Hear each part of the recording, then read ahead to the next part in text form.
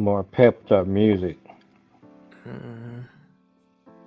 The Generation Cowboys and Sports Talk. My dad, my partner, my co-host, Cowboy Joe 64. I am the father. Just to get the Cowboys 2 good games to hopefully understand that they need to go receiver and go high with this next pick. Yeah, that's really what this is gonna be about. All right, welcome people. You're looking live at Generation Cowboys and Sports Talks. I'm the host, DJ. I tell you what, joined with my co-host, my dad, and we are back with another one. We'll do a quick show real quick and talk about what we're hearing, the news cycle in the news, Cowboys news cycle. You have anything you want to say? What's up, and tell everybody what you wanted to talk about? Hey, what's up, people? Thanks for joining. We're gonna talk a little bit about what's happening with Micah, with the media and his contract. Then just kind of like we always do, kind of talk about what's the latest on the draft, and then we'll be wrapping. Yeah. Hey, send a link to Uncle Keith. All right. So yeah. So based on what you're hearing, where do you think we are on the Micah contract? I think we about done. I think it's pretty much done. I think they pretty much really what I think is it's pretty much done, and now it's just the optics of it all. Now it's just like they playing the optics game. Like what is his name? Mulugeta. Mulugeta is probably telling Micah like, you know, they made you wait this long. Let's make them wait. You know, they made you wait this long, so now let's make them wait because we got the numbers already.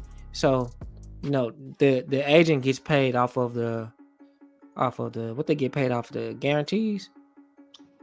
I'm not sure what they get paid, but yeah, it's definitely important for the agent because he's gonna have other clients like Micah. So this idea that Micah was gonna take a reduced contract, I mean, that was a little far-fetched. I mean, players just don't do that. What they do, if they do take a little less, they'll just make it up in the guaranteed money. But, well, see, that's what I mean to cut you off. That's what Terrence was saying yesterday. So Micah, it's going to be both ways. He's going to be the highest paid, but he's also going to take less. So it's a way that both of those things can be true. So he can be the highest paid and bring home. I think I looked it up yesterday. I think Myles Garrett brings home, I think it's 125 guaranteed. So if you give Micah 400, a $38 million APY, let's just say 38 times, let's just say what's it, 30, let's see, 8 times 4. So 38 times 4 is 32. So 369, 12. So 142. So let's see, 369, 12. So let's just say if it's 38 APY. If it's 38 APY times 4 would be 152. He would be the highest paid right off top. And he took less. He took 38 instead of taking 40. If that's all guaranteed. So it's easy for them to do that. They can say, okay, well, for we're going to sign you to a 4-year contract or a 5-year contract, and you're going to be paid, $250 million, and we're going to make 152 of it guaranteed, and then that's it. So now he's the highest paid because of the 152 number, which would be $25 million more than Myles Garrett. But he's also taking less because it's 38 per year instead of 40 per year. So there's a way that you can do both of those things. And that's reasonable. I think that Odigizua, he really did take less. Yeah. If you go back and look at the contract Diggs signed a couple of years back, he really did take less. Michael's not going to do that. So, but I do agree with you. It wouldn't surprise me if, next Tuesday, Wednesday, we announce they got a deal. So I think the thing that's really important is that they're actually working on the contract, it appears. Even Jane Slater said that she's going on vacation. She said these things always happen when she's on vacation. She said that she believes that it's going to happen while she's on vacation. So she's not just saying that. If she knew that it wasn't even close to being done, she wouldn't say that. But I want to talk about this thing with Michael with the leadership situation. And I think one of the things that's unique about our show is I'm a third generation Cowboy fan. You're a fourth generation. So, one of the things we was talking about earlier is that a lot of these things that people used to be able to get away with the Cowboys, um, even with the salary cap. Steven is not going to be able to get away with this salary cap thing because of new media. People like Mike Fisher, Jeff Kavanaugh, us, Outlaw, HTM, shout out to him. And this leadership thing is the same way. You're not going to be able to just throw that out and get away with it because it's just people that know better. And, and from my experience, just going back to my third generation experience, they did the same thing with Emmett. Back in the day, I told you there was a running back coach, Joe Brodsky. He didn't like the way Emmett was training in the offseason. Jimmy was really the first coach to introduce this offseason program and OTAs and all of that. Jimmy was the first coach to do that. And so Emmett knew he had his own training method. He knew the kind of pounding he was going to take. So a lot of that stuff that they were doing, Emmett wasn't doing all that stuff, and his running back coach, Joe Brodsky, was talking about it every year in the paper. But what Emmett would do, he would come back and be the rushing champion. And so I said all that to say this.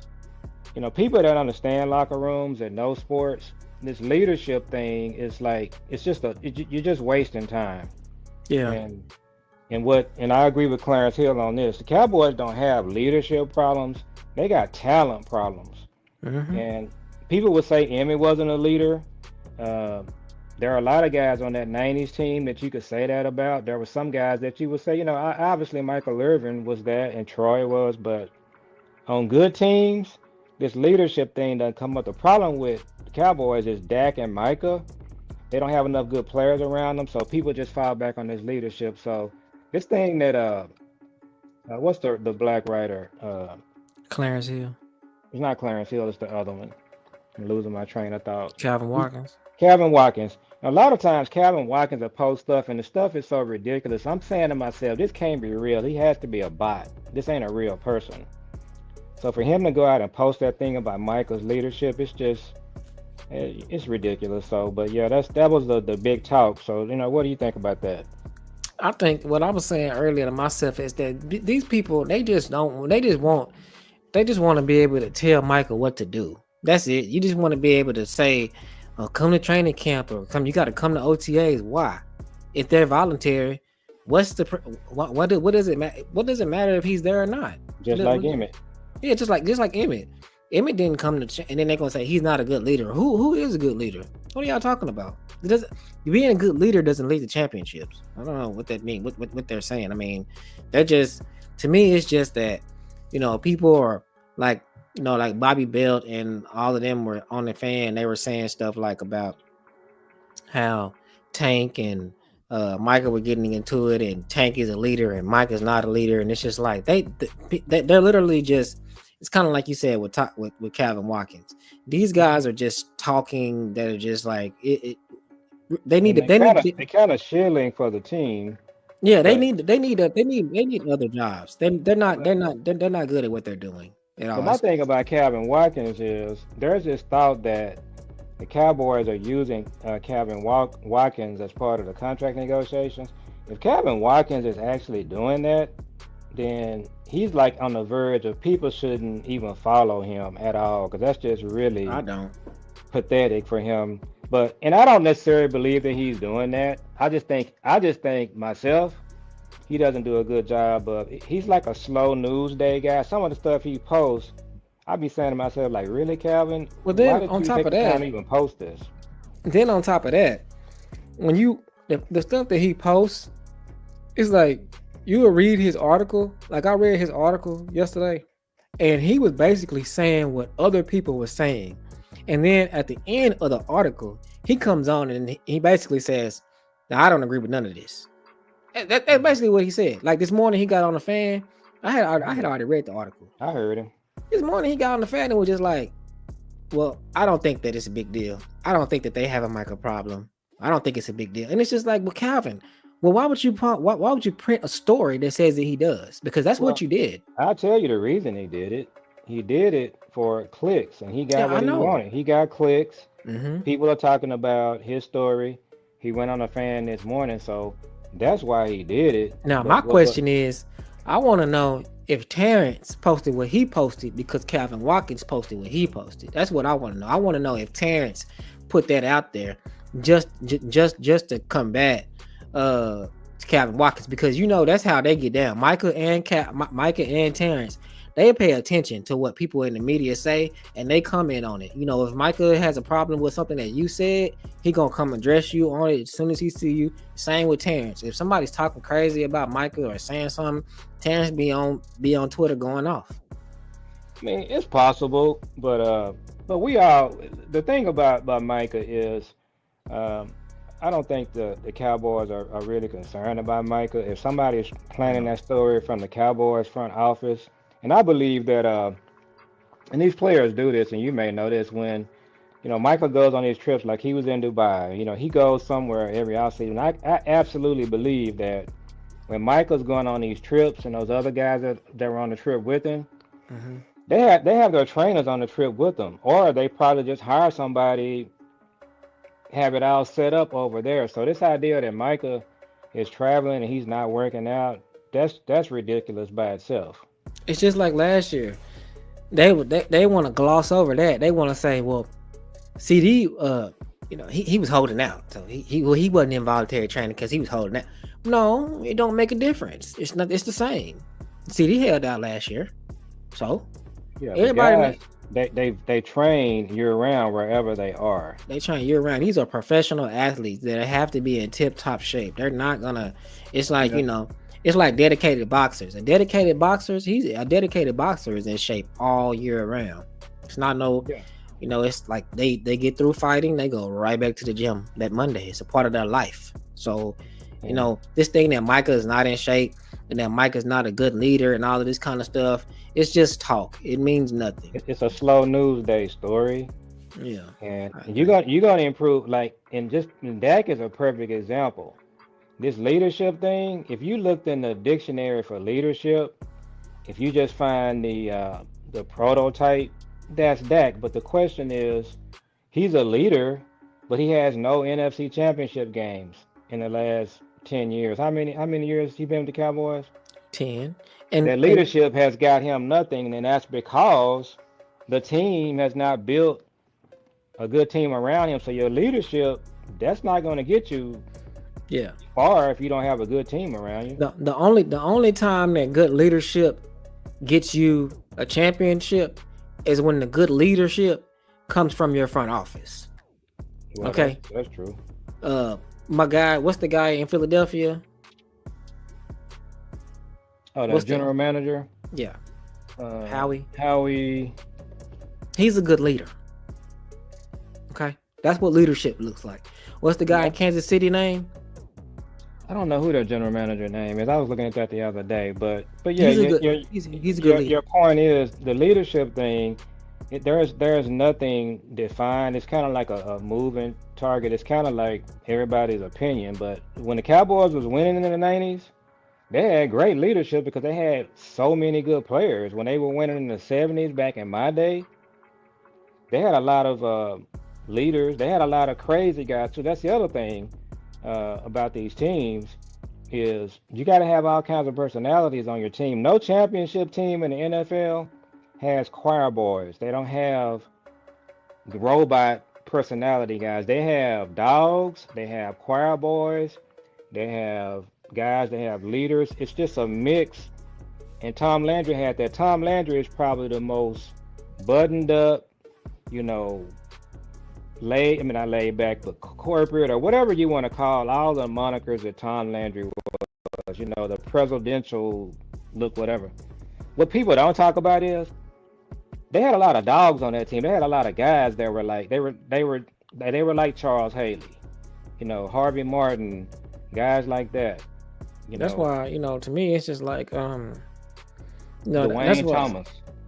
I get upset. Well, I don't really get upset. I just don't like to hear it when they try to, you know, talk bad about the player just to talk bad about him. You know what I mean? Just because it really means you're really not saying anything. Like nothing about Micah says that he's not a good leader. And if he's not a good leader, there's nothing saying that you have to be a leader. There's nothing saying that. And then on top of that, who cares if he's a good leader or not when he's the best player on your team? That none of that matters. You know what I mean? And then It hadn't made a difference for Dak.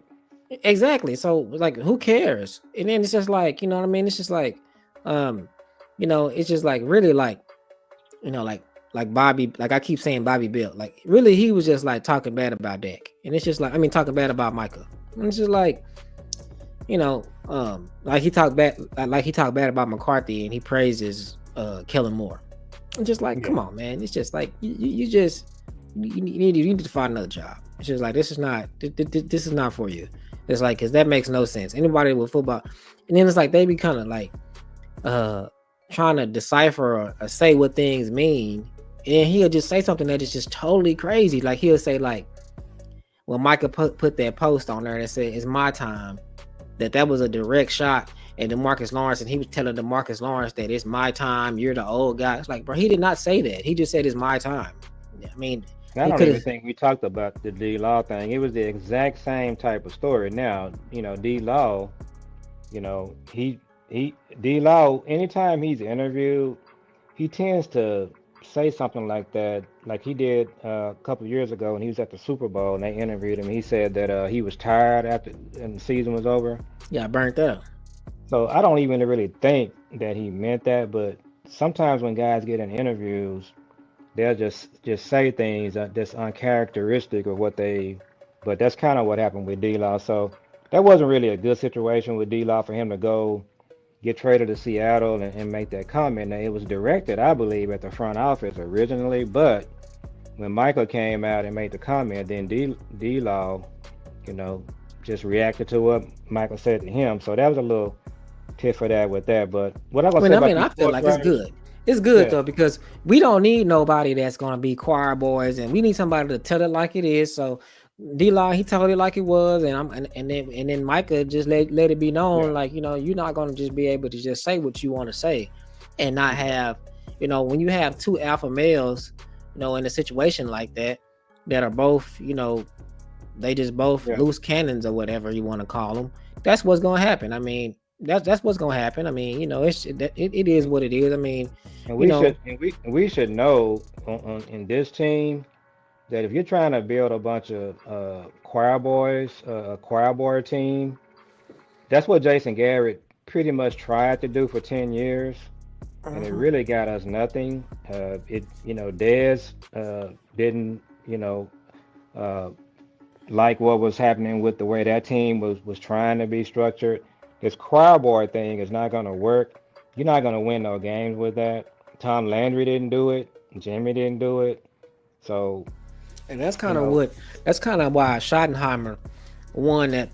That's what he kind of based his interview off of. You know what I'm saying? Is the fact that he knows what's going on in the locker room with the culture of these guys. He was really like their spoke. I know I can say this for the offense, and what we're starting to hear is that he was kind of like this for the defense as well. But what they're saying is he was like the spokesperson for the players when it comes to he was the go-between players and McCarthy.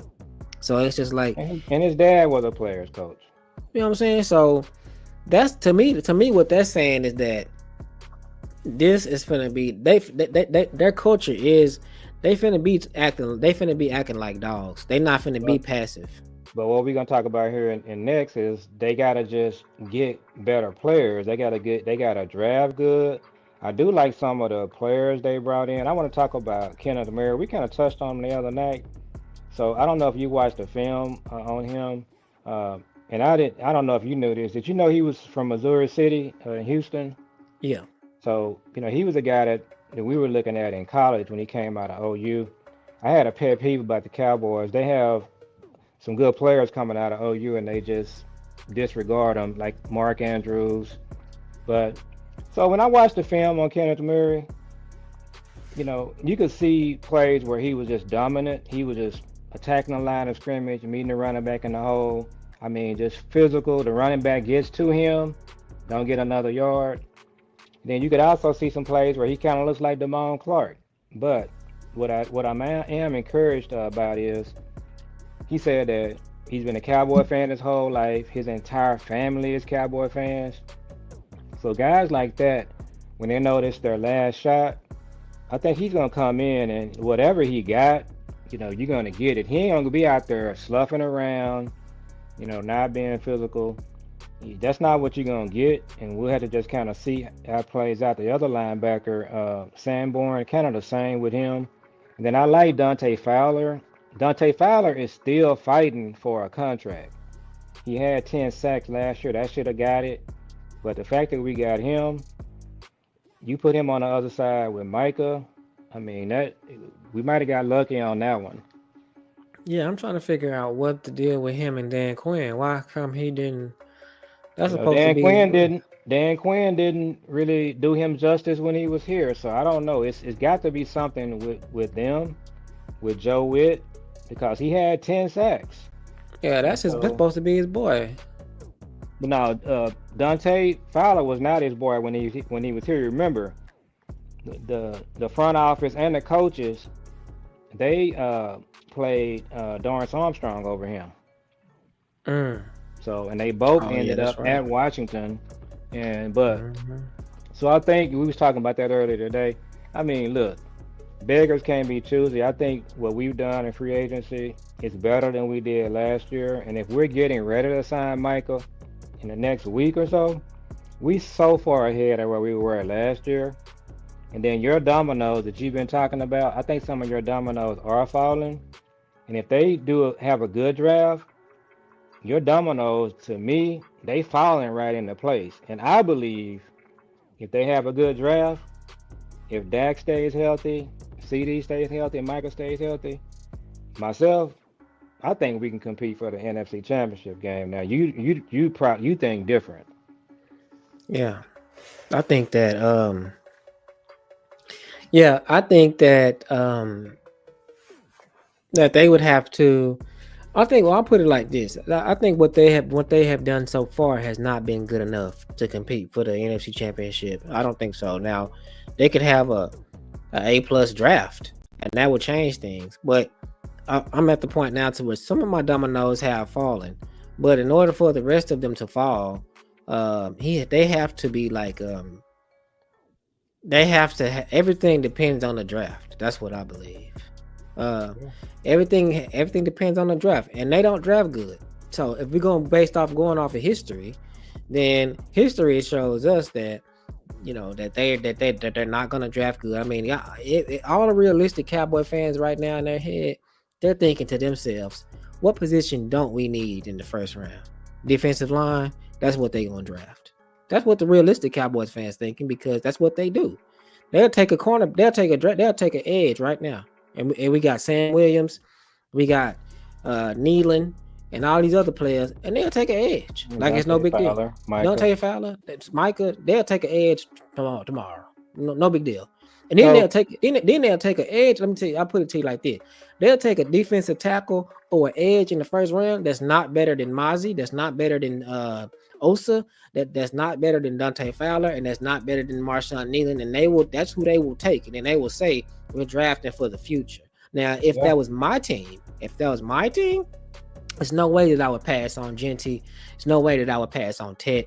I mean, like I said, me personally, I'm always caught between the two of picking for need and best player available because I know players that will change my team regardless of who's on the like for instance, I just did this mock draft right now and I picked for need. I didn't do no best player available. I picked for need. I picked the players that I wanted to pick. And this is who I came up with.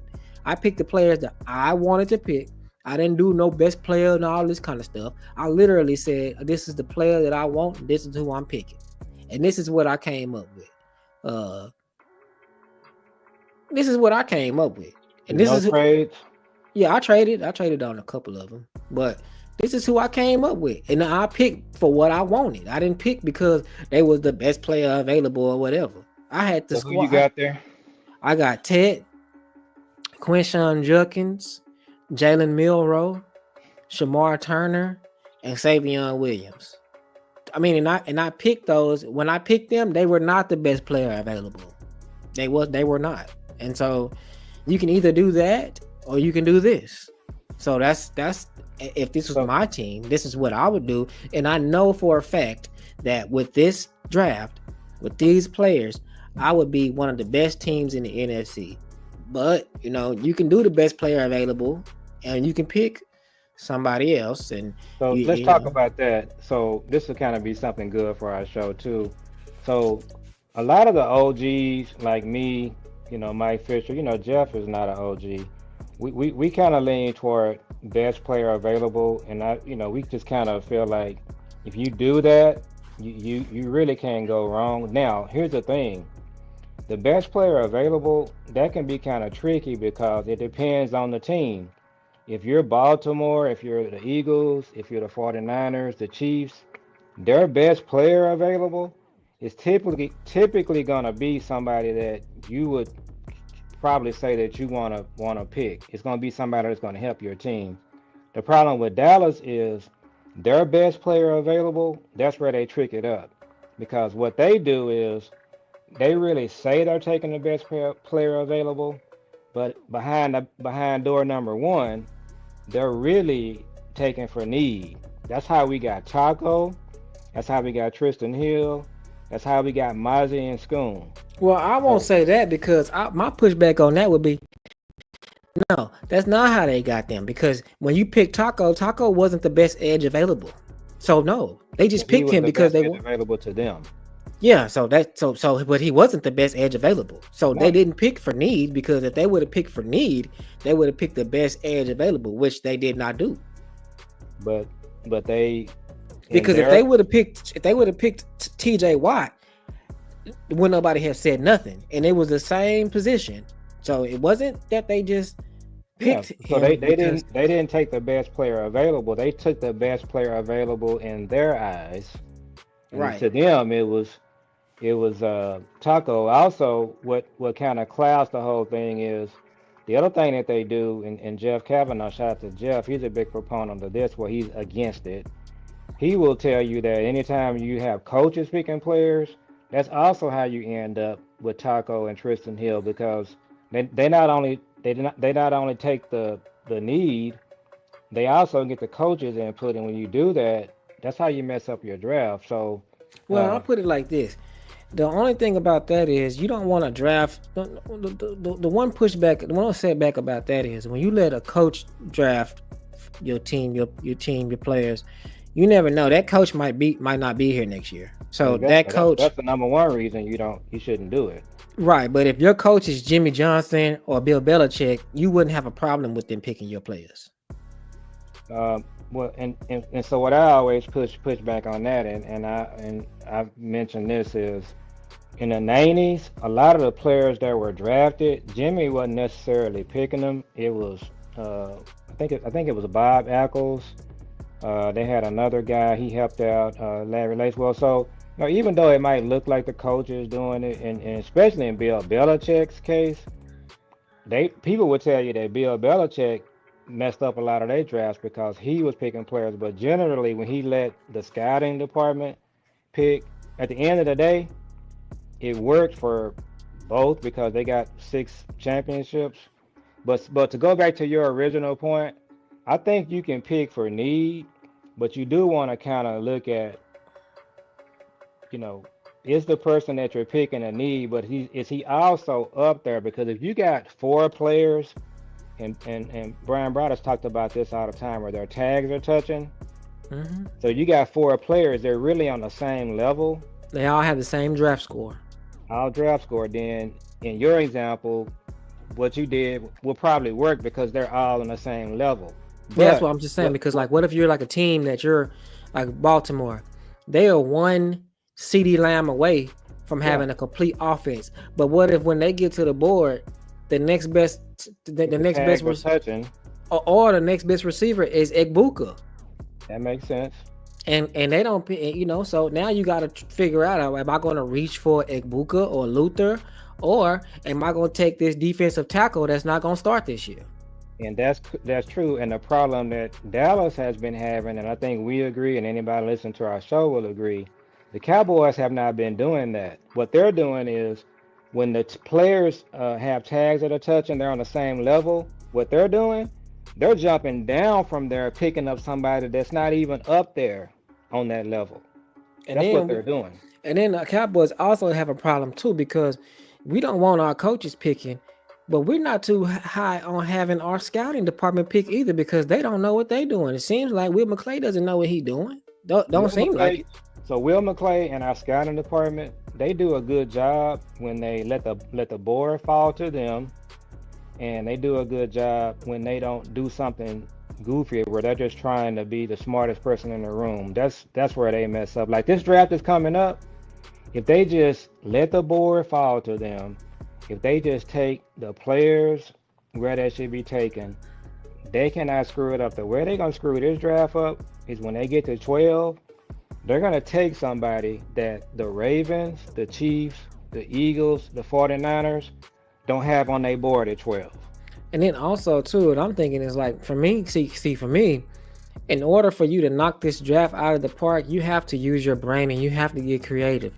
If you have someone that wants to trade with you at 12, you need to do that, because you don't have a fourth round pick. If you see somebody that wants to trade back with you trade your second round pick, you need to do that, because you don't have a third. I mean, you don't have a fourth round pick, and you need way more players than you have gaps that you have not filled, because all of the needs that you needed when you got in the offseason, you still have those needs, especially the main ones. Like, And do you have any players that would be at 12 that you would not trade away from? Ted and Genty. Then you like the defensive tackle from Michigan. Which one is it? Both of them. But if Mason Graham is there, you can't pass on him. He's the highest rated one now. You So can't you have pass some on players him. that you're not going to trade back from. Yeah, Ted, I, Genty, Graham. yeah. Really, it's the best position. It's the players at the best the best that are the best at their position right around 12. So, like, for Yeah, instance, my concern is Dallas, not to talk over you. My concern what Dallas would try to do is Ted will be there at 12, no, you can't or trade another back. player will be there at 12, and they just don't take the player, and they do try to trade back. And we know another concern we got about the Cowboys, they don't do good with trades. No, They they haven't don't. recently. Now, me, but also that's the different. That's a different philosophy than what they have. Because me, if I trade back, that means that I'm picking for need. Yeah, and so again, it's kind of a tough call, but Yeah, but the, because the bottom line with them, if I trade yeah, back, I'm picking for need. If I trade back, that means that I'm gonna target a receiver and I'm gonna target a running back. yeah. Because I can't. If I trade back, what I would be trading back for, let me give you the scenario where I would trade back. So this is the good thing I like about our show. We definitely don't agree on everything. Some things we agree on, but that's good for the show too. So what Mhm. the way I'm trading back is if I kind of get washed out, if Ted is not there, Genty's not there, um, you know, Is a Mario Hampton at play at 12 for you? to me 12 is a little high for him. If I had to take him, and here's the scenario that we got to talk about too. We keep talking about trade back. There's a possibility, a strong possibility that you want to trade back, but nobody's willing to give you anything to trade back with. So you might have to just stand in there and draft a player. So if I And had at to that stay point, there and draft a player, I yeah, would be fine with Hampton. me too. Because but see, also you reaching, but I'm okay with You that. reaching, you reaching. But I'm okay with that because I know for a fact he's going to be a difference maker on my team. Yeah, if Ted and Genty are not there and I just had to pick Hampton, I would be fine with it. Yeah, me too. I would be fine with it, and I would take Hampton over somebody like Jalen Walker or Yeah. one of them. I would take Now, according to Bobby Belt and some other people, they're talking about Jalen Walker. Again, Bobby Belt, Brian Broaddus, Vach, it's tons of people saying right now that would not be a good pick. What the Cowboys do, they'll pick Jalen Walker, and that's how they messed up the draft. Well, They did it last year with Guyton. yep. Everybody was saying, and we have a lot of respect for the content creators, a lot of respect for Brian Brother, Savage, um, Jeff Kavanaugh, Will Steele, all of the all of the guys that we've been following. We could Mm-hmm. literally put them in charge of the Cowboys draft room, and we would do better. Mm-hmm. Everybody last year said there is no way you should be taking Tyler Guyton because on the Chiefs board, the Eagles, the Ravens, Tyler Guyton was not rated right there on their board. But the Cowboys board, he was. That's the problem. Mm-hmm. And the year before that, Mozzie wasn't even rated on the No, Cowboys board at that high, and neither was Boone Schoon. definitely wasn't. But Mm-hmm. that's what the Cowboys keep doing. They keep drafting for a perceived need on what they really want to do. That's how you got Taco. That's how Mm-hmm. you got Tristan Hill and Schoon. So, but yeah. So Like this right here, yeah, Ted is there. They want me to trade back and pick up 39, 41, and 72. I would do that. I would take Ted. Yeah, you would take Ted. Yeah. And then what I would try to do, I would try to trade down from 2. Okay, but let me just do this real quick. Let me just do one that I would do just because we're probably not going to see this again. It's probably not going to be like this right here. This scenario where you trade out of the first round. So I'm going to trade out of the first round to pick up 39, 41 to 72. And watch now. Now I'm picking for need now. So watch this.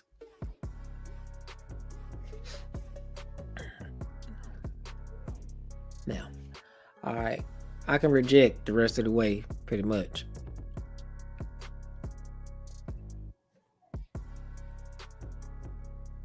I'm gonna reject that. Then I turn the light on in my office while you doing that. All right. So you trading out of the first round? Yep. That's something that they will do. Deion Walker there. Yeah, they will. Yeah. Jalen Milroe is right there. So your highest rated player is Deion Walker. Nah, my highest rated player is Xavier Watts, but I'm taking Jalen Milroe right there. So Jalen Milroe is gonna be your first pick in the second on your first pick. In the second round, yep. My first pick was Amarion Hampton. Well, I didn't hear your first pick. Yeah, it was Amarion Hampton. Okay.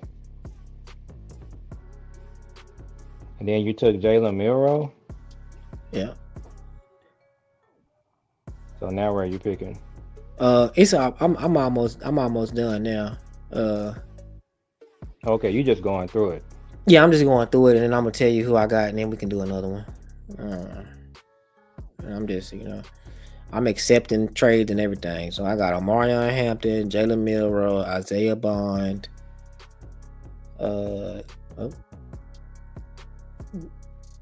Gotta take him. Is Mason Taylor the tight end that?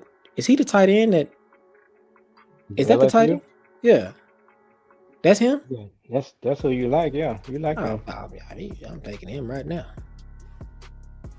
Okay. A lot of people down on Jake Ferguson. I'm not, but yeah, me neither. I'm not, but TJ Sanders, I'm taking him. And while you're doing that on Jake Ferguson, I think he had a down year because of Dak, but I'm not married to him. If I can end up in this draft, I would be absolutely fine with Tyler Warren. I would be fine with Fannin, the other tight end. Is it James? What's Fannon's first name? Harold Fannin. If I can figure out a way to get him on my team, I'm absolutely taking him. I'm not married to Jay Ferguson. I just want to make my team better. So I want to pair somebody with Ferguson, and then when Ferguson's contract is up, and we have to move on. We move on, but you already got your guy. Yeah. You still drafting? Yeah, I'm done now. So my draft ended up being Amarion Hampton, Jalen Milroe, Isaiah Bond, Mason Taylor, TJ Sanders, and Ollie Gordon II. Who is TJ Sanders? The defensive tackle from South Carolina. That'll be a good draft. Yeah, it'll be awesome. You set up for now and the future. If that go down, you got your quarterback for the next 10 years. And Omarion Hampton and Ollie Gordon, that's your first and second round running backs. I mean your first and second string running backs. You totally redid the running back room. You redid the quarterback room. So if that go down, Jalen Milroe can step right up. He runs a 4-3. So you're never gonna be there is never going to be a 3rd and 3 that he can't get that by just running. And you got Isaiah Bond, so he's perfect outside of CD in the slot because he's who he is. Then you got Mason Taylor, so now you got dual threats. You got Jake Ferguson and Mason Taylor, and you got Osa Odigizua and TJ Sanders starting. Plus you got your edges in Micah and Nealon and the guy you just signed and Sam Williams. I mean, yeah. I mean, so that's a good draft. So do one more, and we're gonna wrap, and then but this time don't trade. mm-hmm.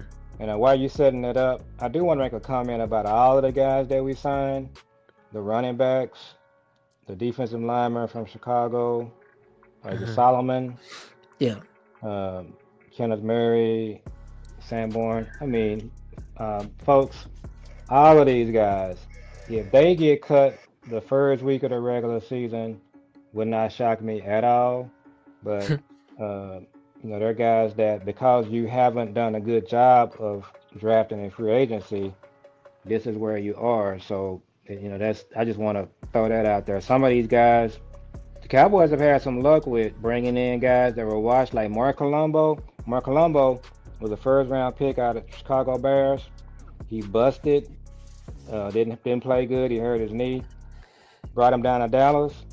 Former first-round pick. He balled out. Was an All-Pro. We've seen it, so it can happen. Nate Newton. That's what we had our big tackle, Leonard Davis. He was a first-round pick. He had him playing tackle for the Cardinals. Cowboys got him. He ended up being an All-Pro right guard on that 2017 that people say should have went to the Super Bowl. Mm-hmm. Leonard Davis was All-Pro, but he was a bust with the Cardinals. Dante Fowler and what's his name too? So you can get lucky. So who you got? Just you doing no drafts?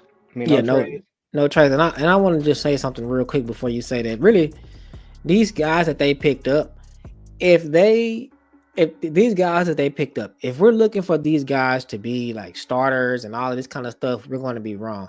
But if the Cowboys were to address the most positions that they really, really need, and they get dynamic players at these positions, whether it's draft or whether it's free agency, that's going to make those signings look a lot better. Like for instance, if they draft what I just did, if they draft Omarion Hampton and Ollie Gordon, or if they draft Genty and Giddings, then those two running backs that we got, we're going to love when they get on the field. Okay, because we know that they actually got some, and that and they not the workhorse, so we know we're gonna love when they get on the field. So it's just like the same thing with the wide receiver. If they was to get Keenan Allen and then they draft like Isaiah Bond or like whoever, somebody else like that, Jalen Royal or Jalen Royals, we're gonna love when Keenan Allen is out there. Trey Harris, yeah. We're going to love that because we know what it does. The same thing with the defensive line. If they was to draft someone like Deion Walker or Mason Graham or Kenneth Grant, we're going to love when that guy from the Jets gets out there because we know that, he just the sauce added on to the major factor. So it's really just about, same thing with the linebacker situation. Those two linebackers that's out there, when Agent Zero gets healthy, it's gonna be lovely to see all them out there at the same time because we're gonna be like excited about those signings because they're not there to do what the main job. It's gonna help Leo File too. It's gonna help Leo File. You're gonna see that. They're gonna play better because of that. So the fact that they sign these guys, it's not a bad thing unless they don't really address the other positions that they need to address. So, Tet right now is right here. So we would take Tet. Available. Right? Yeah.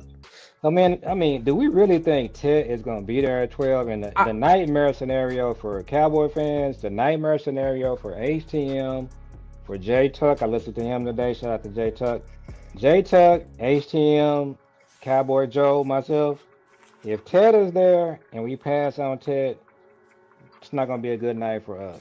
no. I agree. If I'm on that team too. If Ted is there and they pass on Ted, I'm not watching no more of the draft. Yeah, I mean, but I'm turning it off. and I'm kind of like myself. If Ted and Genty is not there, I'm chilled. I'm just gonna be good Yeah. with whatever they do, unless they totally screw it up. The pressure for me in the draft, I say the pressure, it's gonna be pressure, but the fun part is gonna be watching Ted just. Oh, and Iman put this out there. By the way, on draft night, we're gonna post a link. So if we on the draft, we're gonna do draft night, we're gonna do a live show, and Yeah, that's when we're gonna post the link. So if y'all want to join us on we'll that let some night, people come in. Yeah. yeah, we'll let some people come in and we can all sit and watch it together. But I'm just letting y'all know right now, if Ted is there and they pass on him, I'm gonna log off. So that's just that. That's just that on that. So they gonna, and then also if Ted and Genty is there and they take neither one of them, I'm logging off.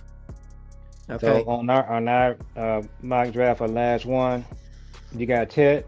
we gotta take them, right? Who's there? Yeah, yeah. Who's there at two? Mm, We looking for a running back if we got one that's. and then too, man. I mean too. I know the Cowboys is not gonna do it, but it's getting real hard for me, especially how Jalen Milroe and Jackson Dart are shooting up. It's getting hard for me to pass them whenever they're on the board. I mean, I'm talking about. I gotta watch more of Jalen by August, April 24th. I'm gonna try to be like more with this Jalen Miro thing. I'm I'm just telling you, this my thing guy. is if I got a extra pick somewhere, Nah, man, I just nah. want to You. look at how's he with throwing the ball and his accuracy. I You know, just I'm think old he's good. school I just think. running. Me personally, what he reminds me of a better Dak. That's what he reminds me of. He's like a better Dak. Like, you know how like Dak used to could run and like he'll go head up with a safety. Well, Jalen Milroe is that guy, but he runs a 4-3. And just like how Dak, But Dak also was Dak ain't never been like Troy Aikman type accurate, but he was accurate well, enough. Jalen well, listen, we saying that about Dak, but if people don't, I don't understand that. I don't know if people don't know this, but like for the last 4 or 5 years, Dak has led the league every single year in one of these stats. Last year, it was deep ball accuracy. Yeah, but what I'm saying is that going to be Jalen Miro? Oh yeah, you gotta think about it. This is a new day and age of athlete. I mean, So I get that. I mean, the You answer to need a your mobile question, quarterback. the answer to your question is yes. But let me That's the ask you answer. this: you seen Jalen Hurts play at this point probably 100 games. Jalen I'm Milroe is still better not than Jalen Hurts. okay. Well, if you saying that, then okay. I mean, I don't see what he's not. What does Jalen Hurts do besides what? Jalen Hurts is just not a good thrower of the ball. He's Jalen not. Milroe is. Jalen Hurts can run, but Jalen Milroe's faster. Well, you So got I a mean, ring now. So yeah. let's go back at your draft. Who's Oh, available at number two? Tyreek Williams is the first person available, and that's who I would be taking. Who's the next running back? Unless, I mean, if it was me, I'd be taking Jalen Milroe. But Tyreek Williams is here, and the next running back is Caleb Johnson. Oh, that's And who I would take. over Tyreek Williams, So Caleb Johnson is rated what? 53. Tyreek Williams is 44. Tyreek Williams is 30. Okay, we'll take Tyreek Williams because that would be the definitely the best player. So we just trying to do what the Cowboys probably would do. So yeah, take Tyreek Williams. Then now at third, hopefully we got a running back that's up there. But this is the reality. You got lucky, and you got take Caleb Johnson. He's still there. Yeah, he's the highest player rare on the board. There you go. That's it. So this right here will be A plus plus draft. Yeah, You it got would be. Ted. You got what's our defensive tackle, Tyreek Williams. and you got Caleb Johnson. Man, you smoked them. You got the best. You smoked them. You did you redid the offense and you redid the defense with that Tyleek Williams pick because that's a first round. That's a first round Yeah, defensive tackle. yeah. So See you what you know just did right there, and we've said this many times on our show. What you just did the last 5, 10, 15 years, this is what the Ravens do. This is what the Eagles do. This is what the Chiefs and the 49ers do. The Bills do this. That's why they've been in playoff games, going to AFC or NFC championship games. What we just did right here, we let the draft come to us. We just took good players. We didn't do nothing goofy. We didn't go up and try to like in the 23 draft. They kept saying they were going to draft a tight end. We kept hearing tight end, tight end, tight end, all the way up to the draft. And they drafted a tight end, but it was Schoon. And what happened was they talked about tight end so much, the Buffalo Bills knew the Cowboys wanted a tight end, so they jumped in front of Dallas and took Kincaid because the Cowboys were talking about a tight end for weeks and weeks and weeks. If they had to just shut up, they would have got Kincaid. and then they But picked the then, wrong tight end out of all no, the. they didn't pick the wrong tight end. They picked the only tight end that in their mind was left. That's That's crazy, how you man. screw your draft up. They picked for need. They said we want and need a tight end. When Buffalo jumped in for Kincaid, they should have just dropped that altogether. Yeah. But that's not what this is what they do. So what you just did right there, this is what they should have been doing. If they had been doing this, what you just did right there, for the last 5 to 10 years, very good chance we make it to an NFC Championship game. But that's not what they do. They don't let the draft. They did it when they got CD. They did it when they got Micah. Well, But they got extremely lucky with CD, but Micah, yeah, and then they were just picking high. So they pick high this time. So they should just let the board fall to them. But the problem with that is the two players that you want the most and need the most are very, very, very. It's highly likely that they might not be there. And so and then now you still do the same thing. You just pick. that's the plan until you get that's the hit in the mouth part. That's the Yeah. plan, but then you get hit in the mouth once you get wiped out because these to me these other teams they not gonna draft bad. So let We me know tell they you gonna who. draft Let me bad. tell you who they should pick real quick before we wrap. So tell people how to get to our YouTube, Facebook, and all of that. So excuse me, hold on. Appreciate you YouTube. guys joining the show. Yeah, appreciate you guys joining the show. Keith said Cowboys don't have a good nothing. They have bad management. That's what they have. They manage this team like a business, not a football organization. Also, I wanna say this too. Uh, they don't even do this like they do a good business because Cowboys business is state of the art. They got state of the art equipment. They got state of the art facilities. They got state of the art the billion dollar mile. They got state of the art everything. And so do we think that they're the ones in there picking the concrete? They're not. Did Jerry pick Frisco to put the land development in? He didn't. So they do business like a big company, like the top echelon because they let other people do what other Yeah, people do. they have Harry Roseman's running their business Yeah, and exactly. all of that. They have Howie Roseman's running their business. You know, But they they have don't the have Harry Roseman Roseman. running the football team. Right. They running the football team, which is the Hmm. problem. And they not even football guys. Just like Steven is not he's not a football guy, he's not a concrete guy either. He's not an architect either. And the stadium got built and it looks awesome. That's because he had nothing besides putting the money up. He didn't do nothing to it. Okay, So so let me do this right quick. If you get wiped out at 12, whatever wiped out means, and that might be to most people, Genty's not there, Ted is not there. A lot of people are liking the corner from Michigan. Let's just say he's not there. Okay, so I he don't here. like him. You don't? I thought you liked him. I do, but I feel like if he's there, I feel like somebody else like Ted, or I feel like Genty is going to be there if he's there. I don't know Yeah, but why. in this scenario, let's just say he's gone. So if you're sitting there at 12 and you kind of get wiped out, here's how you cannot go wrong. Okay, if you at that point, if you draft Jahad Campbell, Mike Green, Omarion Hampton, Kenneth Grant, you could also take Ibuka or Golden, If you take one of those players, you're good. You just took the best player that was there at 12. You cannot go wrong. The way you can go wrong is if you just take somebody that's not even rated up there. Like they got a tackle from Minnesota that they got the Chiefs picking. His name is, I've never heard of him, Aratone Ursary. So you sitting there at 12 and you got all these players the Cowboys can take, Keith and Iman, and the name you hear is Aratone Ursary. And you're saying to yourself, who? That's what they've been doing. Now, also, I want everybody to look out for the tackle from LSU. I think he's in play too. The tackle from LSU, what's his name? Yeah, I don't know his name, but I think, LSU? yeah, I think he's gonna be there, and I think they'll take him. I don't see a tackle from LSU. Mm-hmm. And yeah, he's a tackle. Defensive tackle? No, he's an offensive tackle. You talking about Will Campbell? Yeah. Yeah. From LSU. In my scenario, he's not going to be there. Oh. So yeah, he's off the board. The scenario I just gave you.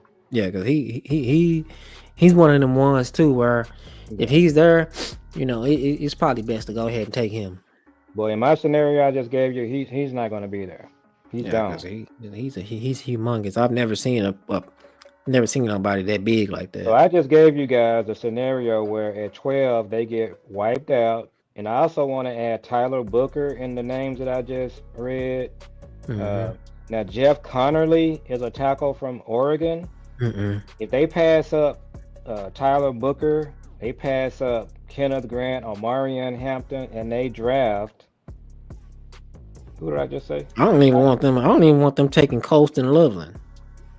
Well, that would be again, that would be the type of thing that they do. Now I'm hearing about Jahdae Barron. Everybody split on Jahdae. Some people say he's the one to replace Jordan Lewis. I like Jahdae. Well, he's in the play. If they get wiped out, I would be fine with Jahdae. So he gonna come in and immediately take Jordan Lewis' spot. When I watched Texas, we were watching Colin.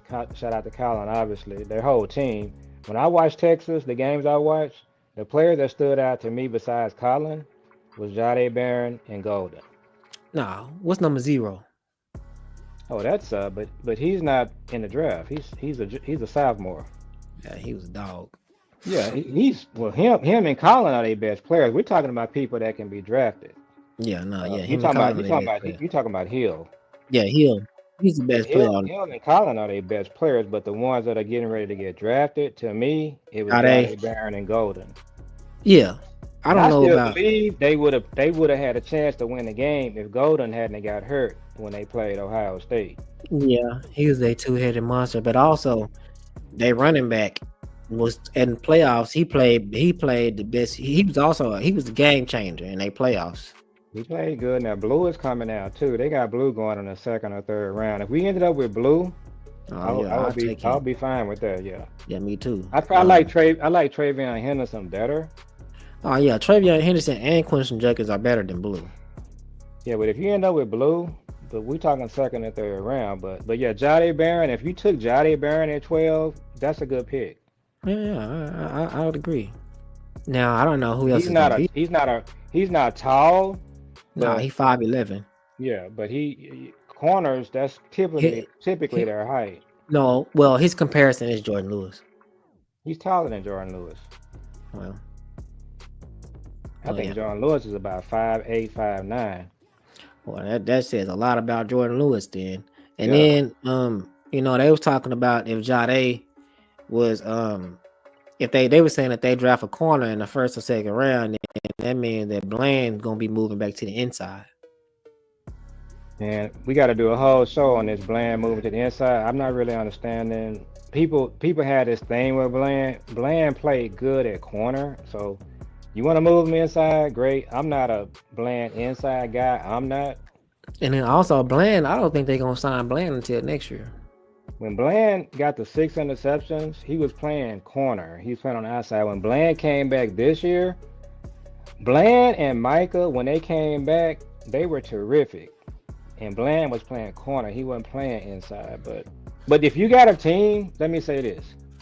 I'm always talking about team building, and we're going to go ahead and wrap. I want you to build a team where you can put Bland in a slot if you want to. Because that means that whoever's on the outside is just as good. Yeah, and then to keep in mind too, you can move him around. He can be, Outside and then inside. remember too, at the end of last year coming off injury, Bland was following the team's best receiver and playing good. Yeah, he was. He was following he followed your boy when we played the Commanders and he didn't do nothing. No, not until the very, very, very end. Yeah, so Bland, Bland to me, Bland is him. And Nah, he is. people be trying to talk about He is. Bland like he not no starting corner. He can just Nah. play slot. I'm like, nah, He's the best no. corner on this team. Flat out. Yeah. Because, And he tackles good. He's just a Mhm. good player. I mean, they Yeah. do need to sign. They need to sign him. They need to sign him. When after they sign Micah, they need to sign Bland and Tyler Smith. Yep. And that's what they freed up the money to do. That's what I'm thinking. That's what they freed up the money to do. Yeah. So let's go ahead and wrap. So promote our Yeah. YouTube and Facebook. So yeah, so y'all make sure y'all check out the YouTube. It's Cash App. yeah, our Cash App is down there at the bottom. It's scrolling. It's Cash App.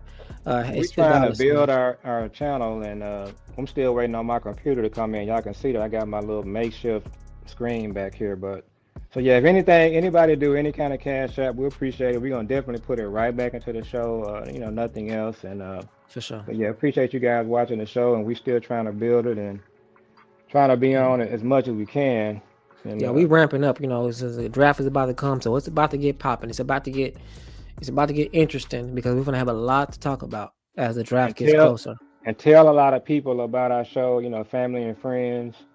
Just Mhm. have them go over to our show. Like and subscribe. Yeah, and like and subscribe and comment, and we do our best to reply to all the comments. And we shout out everybody. Shout out to Kevin. Shout out to Mark Keith. Shout out to everybody that was a part of the show today. We appreciate y'all, and we'll see y'all on the next one. Peace.